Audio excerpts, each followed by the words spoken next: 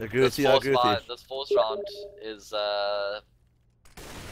all or nothing for damage control at the moment, as we see them setting up on the A site or setting up to take the A site at the moment. Yep, agreed. And it is going to be necessary for carboN to at least be able to hold this up for the next map, and they're going to get one down already as Flares goes with the spray, tries to follow through. Here's the sound effects, and there goes Spoof for the second of the AWP. Third player, fourth player going down as Flares gets the 3K, and Style going to try and challenge up here on Catwalk. Yeah, what a nice hold there by the carboN is. I mean, not losing a single player. Hack'em, not anyone taking points of damage actually. And we see the force buy again coming out from DC. 5 Galils, 3 smokes, 2 flashbangs, and a heat grenade.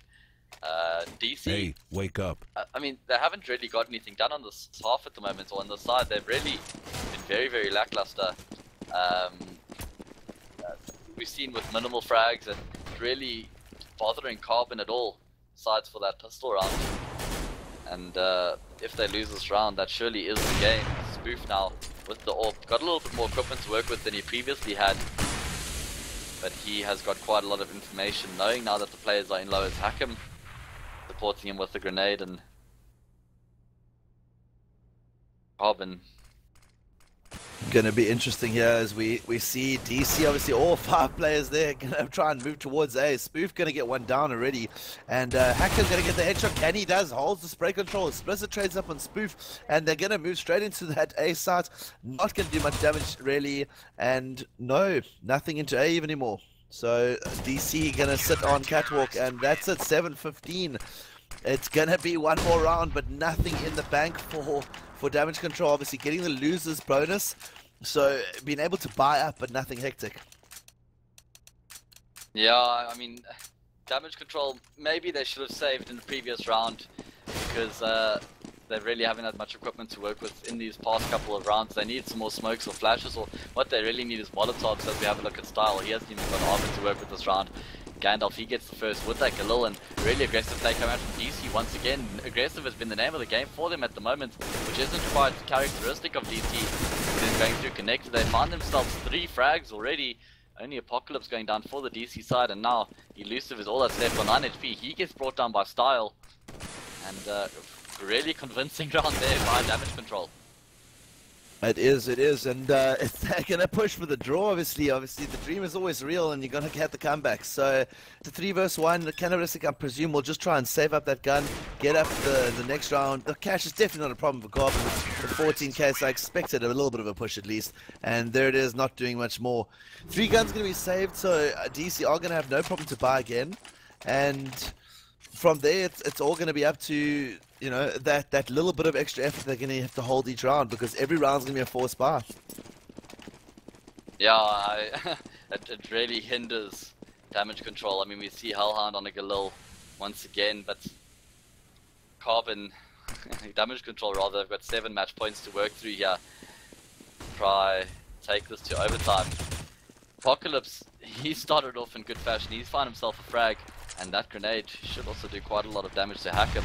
DC really enjoying this mid control that they've been given to by carboN, doing a lot of work with it as well. We see them moving into the A site now, maybe a bit further than hack'em's going to have anticipated them to be. Although he gets brought down from ladder room and Elusive, he's going to have to do quite a lot. He finds himself 2, and now 3 versus 3 Flares under Palace. He finds 1, and now 2 versus 2.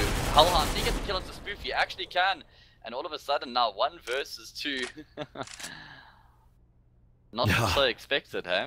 Yeah, no, very much so. And a 2v1, Flair's going to have to do big. It gets 1, doesn't get a second. So down 15, and obviously carboN not much of an issue here as they keep going with the cash flow.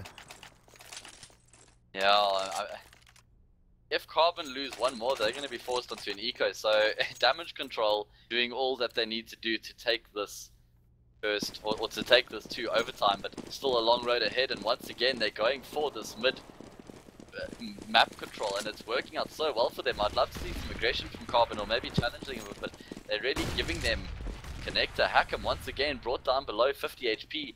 Elusive is playing a little bit closer this time, and he shuts down the push with the frag onto Apocalypse.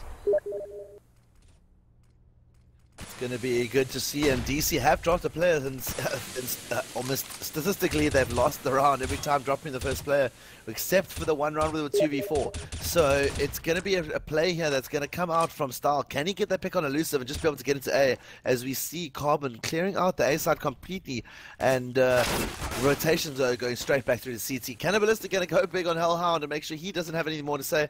It's going to be tricky here, but Style going to return it up. So all he needs to do is make sure they get one more and trade it up evenly. Yeah, Elusive in the same position once again. He's going to find Gandalf, and that's going to be the bomb. So now it's a 2 versus 4. Spoof gets one at the Style, so this is surely the game. Looked a little bit promising from Damage Control when they won those 2 rounds, as they were so strongly and aggressively done, but now we see Spoof closing out the game. 16-9 is the first map, which was picked by carboN, so really nicely played by them.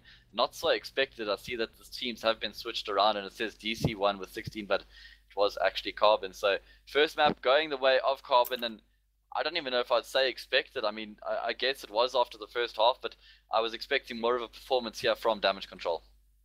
Yeah, unfortunately not coming through on many of the rounds, and pushing it down to a situation of, you know, their map going the other way. So if it comes down to this, it's going to be tricky for them. Inferno obviously definitely in confidence here of carboN with the fact that they chose it.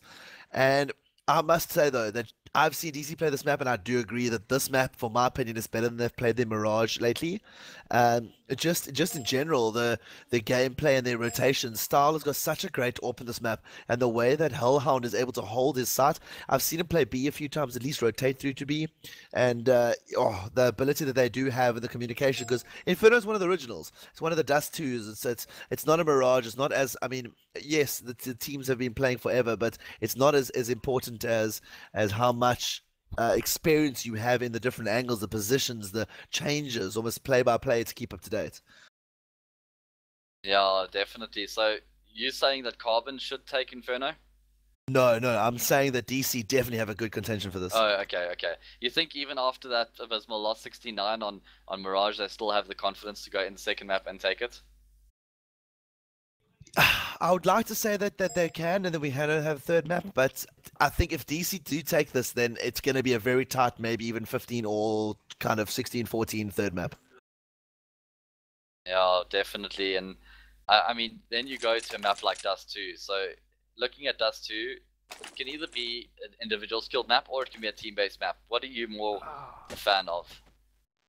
Well, Dust 2, I'd say, in the case of the history I've seen between these teams, it's definitely, in this, I'd like to say within South African gaming, maybe even, it's a more individualistic map with regards to, you know, holding long. By the time you rotate to B, it's purely on your individual basis. You're not working as much on your crosses.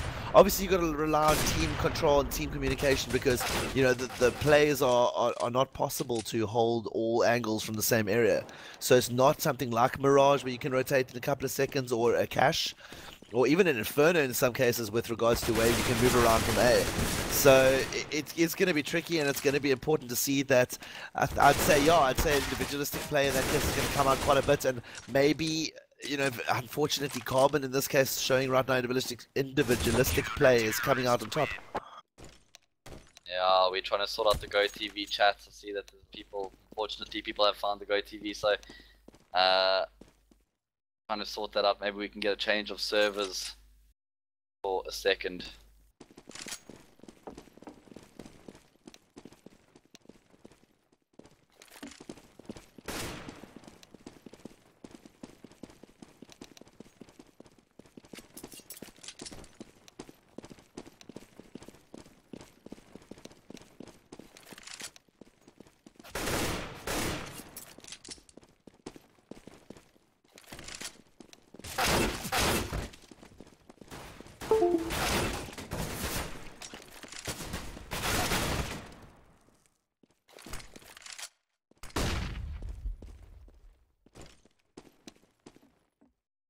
So Inferno was picked by carboN.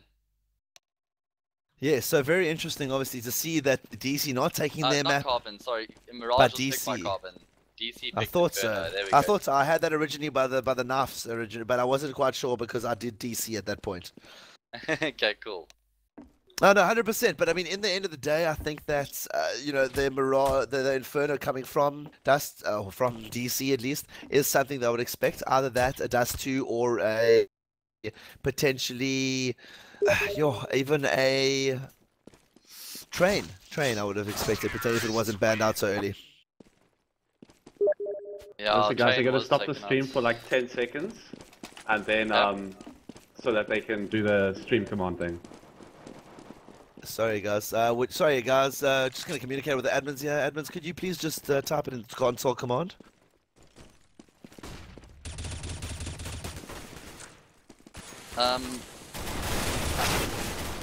We don't have a. Yeah. Okay, never mind.